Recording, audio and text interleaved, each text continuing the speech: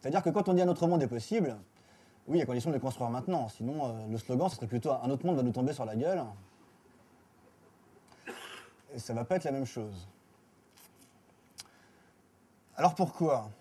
Je vous parle de décroissance. Et peut-être vous vous demandez aussi pourquoi les économistes, les puissants, tiennent à ce point-là à la croissance. Est-ce que vraiment, de faire un peu plus de kilomètres chaque année, de produire un peu plus de plastique ou quoi, est-ce que c'est vraiment l'objectif de l'humanité? Pourquoi ils se battent tant que ça pour que chaque année qui passe voit la production globale augmenter un petit peu? Voilà. Pourquoi ils tiennent à ça? Ben, je crois que s'ils tiennent à ça, c'est que ça tient, en fait, ça maintient la paix sociale. Alors, comment vous expliquer ça facilement? Si vous voulez, il y a 2 siècles, au début de l'industrialisation, il y a eu un pacte qui s'est passé entre les riches et les pauvres. Alors, pour certains qui auraient vu les cours de première année et de deuxième année, là, Franck expliquait ça avec un parapente, en disant qu'il y avait un riche qui avait un parapente qui volait très bien en haut du ciel, et puis un pauvre en dessous avec un parapente moins bon, quoi. Voilà. Et donc en fait, ce qui s'est passé au début de l'industrialisation, ça a été de dire, les riches ont proposé, j'avais mis un truc pour l'entracte, les riches ont proposé aux pauvres d'accepter une augmentation des inégalités à condition qu'ils fassent augmenter un petit peu le sort des classes populaires. C'est-à-dire que ça fasse ça, quoi.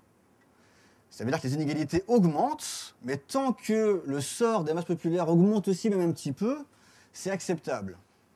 Ouais, mais si là on bascule de l'autre côté, ça risque de faire ça. Et là, d'un coup, si le sort des classes populaires commence à diminuer, ne serait-ce qu'un peu, les inégalités vont devenir insupportables. Et je pense que c'est pour ça que la croissance, c'est si important. C'est que ça maintient la paix sociale. C'est ce qui permet d'aveugler les masses sur le fait que les inégalités augmentent. Et donc peut-être dans la salle, il y a beaucoup de militants qui se demandent bien comment se fait-il que les gens aient autant de merde dans les yeux et qu'ils refusent de se battre alors que les inégalités sont si flagrantes. Eh bien je pense que c'est parce que le sort de ces gens-là s'améliore quand même. Et que ma foi, à tout prendre, c'est pas si mal. De vivre comme un nabab avec 120 esclaves chacun.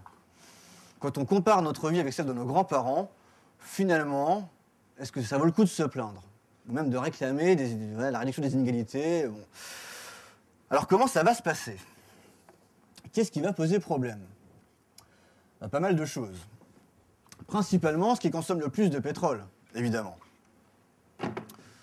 Donc, ce qui consomme le plus de pétrole, je vous l'ai dit, c'est du carburant.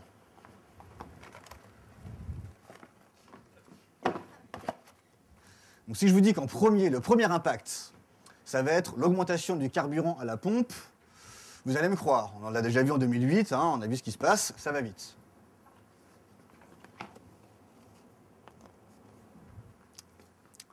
Si je vous dis que derrière, ça va provoquer un chômage de masse dans le monde des transports, vous allez me croire. 2008 l'a bien montré aussi. Avant, j'arrêtais là à peu près à mon démonstration. Après, je passais pour un fou. Hein. Mais j'y vais.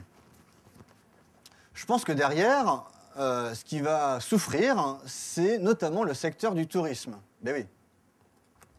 Je vous l'ai dit là, ce qui consomme le plus de pétrole, ce qui va donc souffrir le plus vite, hein, puisque comme le pétrole n'est pas transformé mais brûlé, dès que le pétrole augmente un petit peu à la bourse, etc., tout de suite, le carburant coûte plus cher, le fuel coûte plus cher. Hein. Ceux qui se chauffent au fuel s'en rappellent bien. En 2008, ils ont dû choisir précisément le jour pour se faire livrer, parce que d'un jour à l'autre, les prix variaient beaucoup. L'électricité et l'avion. Alors, l'avion va être peut-être, à mon avis, plus sensible que le reste. Alors pourquoi?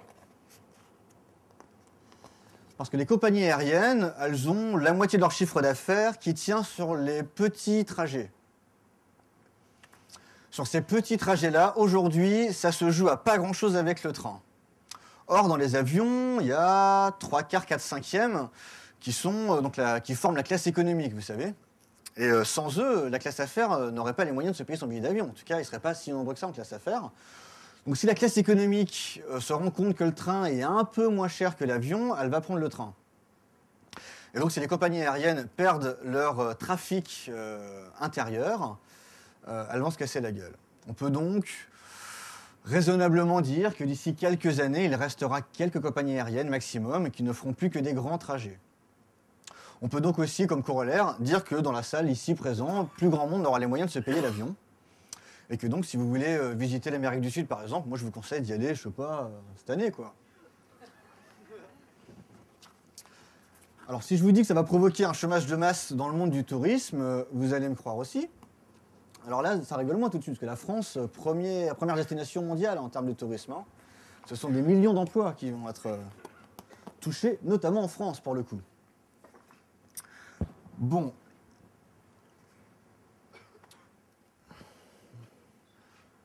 Passons aux choses sérieuses un peu. Là, c'est une perte de pouvoir d'achat. Ben oui.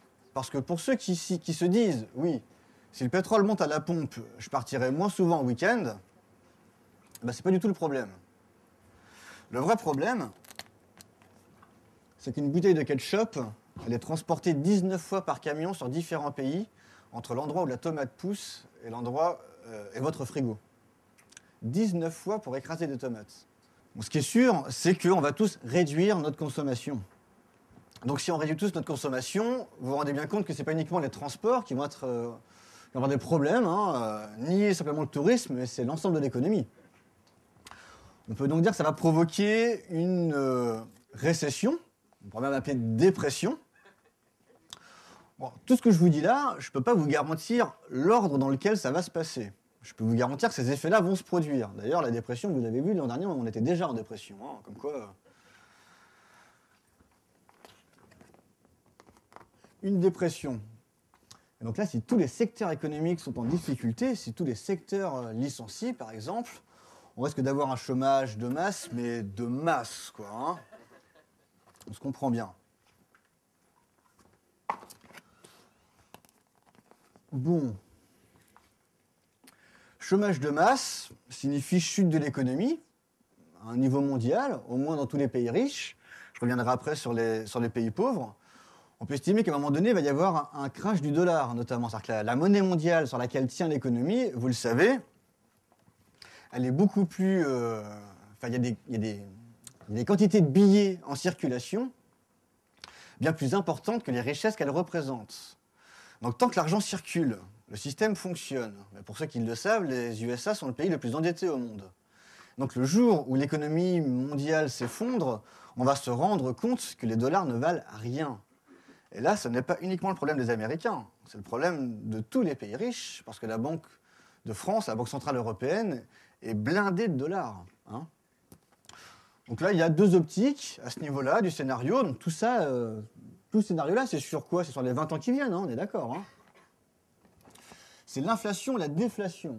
Donc dans un cas, il faut acheter sa baguette de pain avec des brouettes de billets. Donc, ça s'est déjà fait hein, par le passé. Dans l'autre cas, la baguette de pain ne change pas de prix, mais il n'y a plus de pain dans les boulangeries. C'est plutôt la déflation. Donc de l'un ou l'autre des deux cas, de toute façon, ça ne va pas être super agréable du point de vue des classes populaires. On peut donc s'attendre légitimement à des émeutes. Mais là, quand je parle d'émeutes, je ne parle pas des pêcheurs de Guilvinec. Hein. Eux, ils se seront énervés à ce niveau-là. Hein. On parle d'émeutes, c'est même pas 2005 où c'était des ados qui jouaient. Quoi, hein. Là, je parle des émeutes. Bon. À côté de ça, pour changer un peu de registre, on risque d'avoir des coupures de courant. Et ouais. En fait, les centrales nucléaires, ou les centrales thermiques, etc., fonctionnent plus ou moins comme votre compteur électrique chez vous. C'est-à-dire que si vous allumez tous vos radiateurs et que vous les mettez tous à fond, il y a des chances pour que ça disjoncte, suivant la puissance de votre compteur.